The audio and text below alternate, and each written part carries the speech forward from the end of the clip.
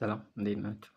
ዛሬ የማጋራችሁ በየቀኑ ልናደርጋቸው የሚገቡና የኩላሊታችን ጤና ስለሚጠብቁ ልማዶች ነው። አንደኛው በተለምዶም እንደሚነገረው በቂ ውሃ መጠጣት ነው።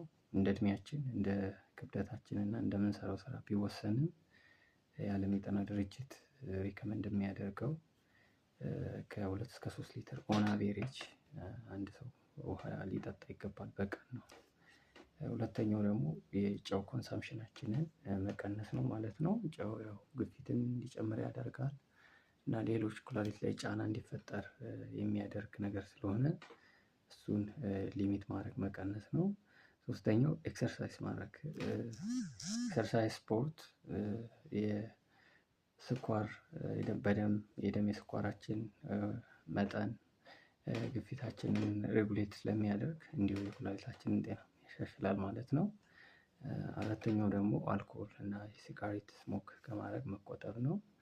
እነዚህ ከአልኮል ኮንሱም ስናደርግ ወደ ኩላሊት የሚሄደውን የደም ዝውውር ስለሚቀንስ ኩላሊትን ያው ይጎዳል ማለት ነው። አምስተኛው እና የመጨረሻው ደግሞ ኦቨር ዩዝ ኦፍ ፔንኪለርስ ከመጠን ያለፈ ማስታገሻዎችን መጠቀም ላይክ አይቡፕሮፊን ዳይክሎፌናክ እንደዚህ አይነት ነን ስቴሮይዳል አንቲ ኢንፍላማቶሪ የሚባሉ ድራጎችን የህመም ማስታገሻዎችን ያለ ሐኪም ትዕዛዝ በድግግሞሽ መጠቀም ያው ኩላሊትን ይጎዳል ማለት ነው።